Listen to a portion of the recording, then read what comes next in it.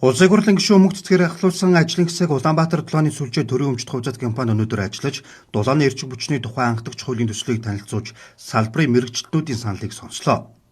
Монгол улс анхудаа дулааны бие даасан хуультай болж эрх зүйн орчноо 20 гаруй жилийн дараа шинжлэх шаардлага үүссэнийг тус ажлын хэсэг судалгаагаар тогтоож, улмаар орчин цагийн шаардлагат нийцсэн иж хүрэн зохицуулалттай хүн төвд эрх зүйн орчныг бүрдүүлэх улсын хурлын стратегийн хүрээнд дэлхийн 8 улсын туршлагыг тандаж, 4 улиралтай, дархмал суурьшилтай өөрийн орны нөхцөл тулгуурлан доктортой хөгжлийг дэмжсэн төслийг боловсруулжээ. Энэ үеэр салбарын мэрэгчлэлтнүүдийн хуулийн төсөлд тусгах саналаа хэлж дулаан хэрэглэгчид урт хугацаагаар гэр овсоо эзгүй орхих тохиолдолд дулааны тохиргоог багасгадаг бол ачааллыг ихээхэн бууруулах боломжтой. Ашиглаагүй хэрнээ нэмэлт төлбөр төлдөг, авсан дулаанаа үн нэмж зарах зэрэг сөрөг хандлагыг шинэ хуулийн төсөлд зохицуулахаар тусгасныг дэмжсэн байна. Мөн айл өрх бүрийг хэмжүүртэй хэрэглээнийх нь бүтэц зориулалтаар нь одоо хэмжүүлжүүлэх асуудлыг бас энэ хуулийн дээр нэлээсээ тусгаж өгвөл зүйтэй болов. Жишээ нь зохицуулахаараас гаргадаг нэг журмууд хоорондоо зөрчилдөд гэдэг тал байдаг. Жишээ нь 290 одоо тогтоод байна. Зохицуулалтад дулааны төвөөх аж ахуй компани хэрэглэгч хооронд аж ахуй харилцааны дүрм дээр нь мэргэжлийн улсын байцаагчдын дүгнэлтийг үзлээд хэрэглэгчийн бурууг нь тогтоох юм бол дундчил тооцноог заасан мөртлөө дараа нь гарсан 449 дугаар тогтоол дээр боллоо. Тусгай шууртай компанид хоорондоо тохироод дундчлаа тооцноо гэж заасан. Инглиш нөө мэргэжлийн байцаагч хэрэг мэтэл талцраас гадна манай лавралтад тоолбор хацаар хайж яваад. Танаа төлбөрөө тоолбор аваад ирэхлээр манай дарга амарцсан. Одоохондоо мөнгө шийдэх боломжгүй байна гэдэг. Ингээд тэр нөө дундчил тооц хугацаа тухайн сарда юм уу, тухайн жилдээ юм уу ингээд нэг ойлгомжгүй журмууд гаргацсан байдаг. Хамгаалтын зурвсыг гэрчлэгээжүүлэх. Тэгэхгүй бол одоо өнөөдөр ихт манай дээр 1257-ыг манай бүр мянган шугам дээр бид нар тоног төгрөмж хураацсан байдаг. Газар авчих чинь энийг зөв нүүлэх гэсэн үг.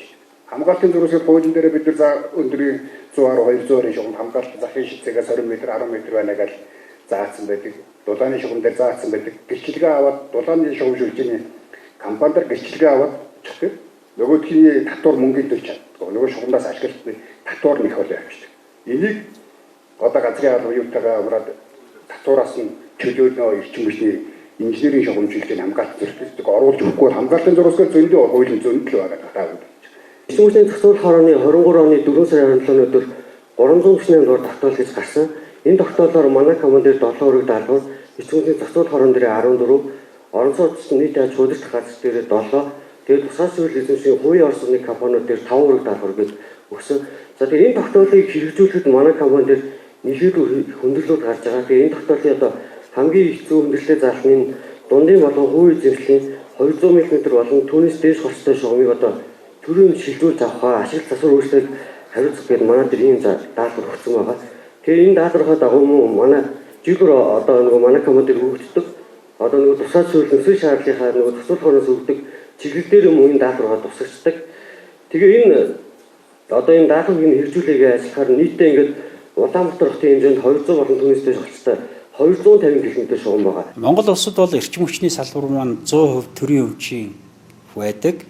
За одоо ингээд энэ хууль гарснараа зарим үе шатууд дээр бол хувийн хвшлүүдээр их улс төрийн төвшинчдэр түгээх хангах үйл ажиллагааны хувьд ч гэсэн хувийн хвшлүүд хийх эрх зүйн орчныг бас бүрдүүлж өгж байгаагаар онцлогтой. Ингэснээрээ хэрэглэгч дулааныг одоо тарифаар болон одоо тоолуураар хэмжих боломжуудыг нээж өгөх.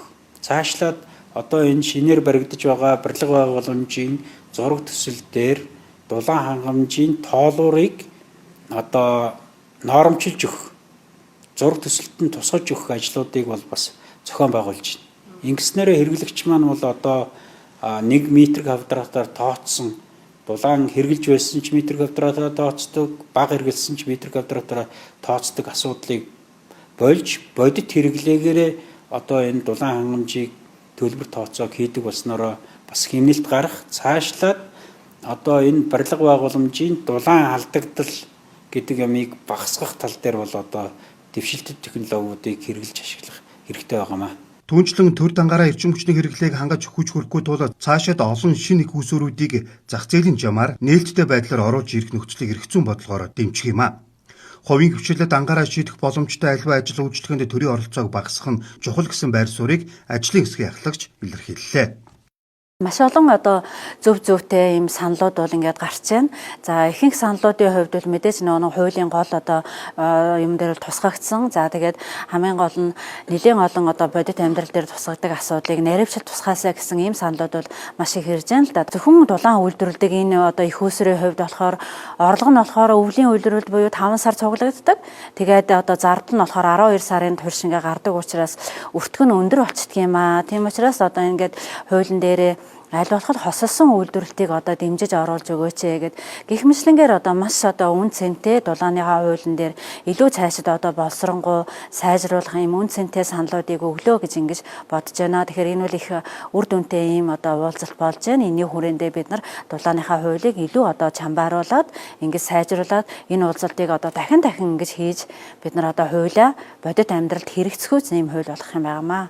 Эрчим хүчний шинтгэлийн хүрээнд Улсын хурлын даргын 2024 оны 80 дугаар захирамжаар байгуулсан эрчим хүчний тухай, сэргээгдэх эрчим хүчний тухай, эрчим хүчний хэмнэлтийн тухай хууль болон холбогдох хууль тогтоомжийг шинжилэн боловсруулах үүрэг бүхий ажлын хэсэг ажиллаж хуулийн төсөлдөөн санал авч байна.